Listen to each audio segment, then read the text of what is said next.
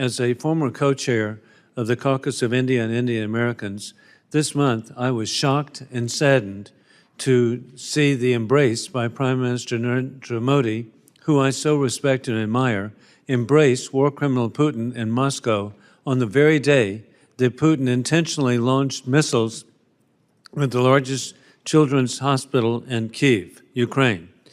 Prime Minister Modi is a hero of mine, who I have visited in New Delhi, have welcomed twice to address Congress, along with being present with Governor Nikki Rondella Haley of South Carolina, at Madison Square Garden in New York City.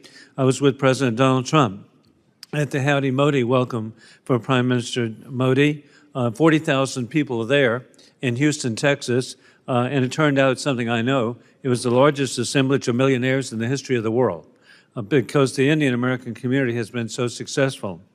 The future of India should be with democratic free markets.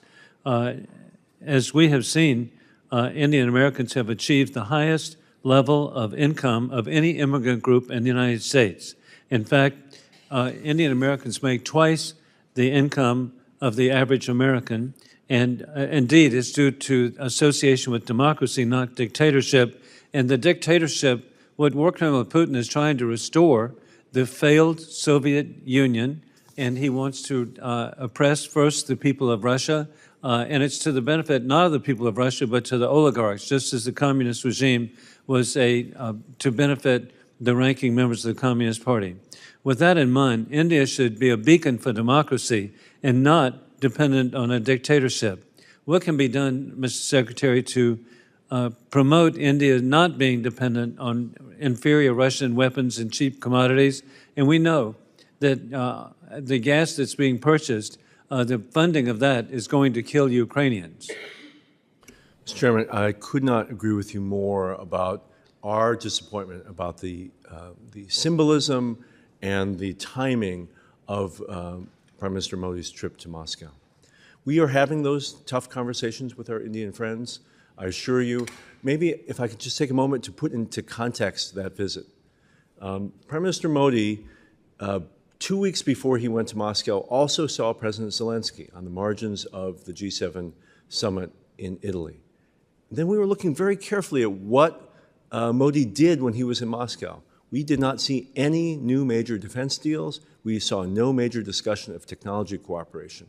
In addition, you have Modi having said in front of Putin on live television his feeling that the war in Ukraine could not be won on the battlefield, and the pain that he felt watching the death of children in war, a clear reference to the bombing of the children's hospital in Kyiv that happened while he was there. I share your concern about this visit, sir, and we are trying very hard to communicate those concerns directly to the Indians who have canceled billions of dollars in defense purchases over these last 2.5 years because the Russians, they can't deliver anymore.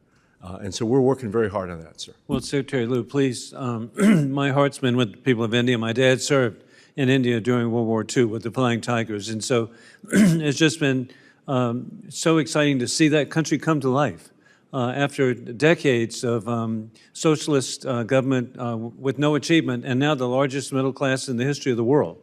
But complicity with war criminal Putin is beyond what we should have.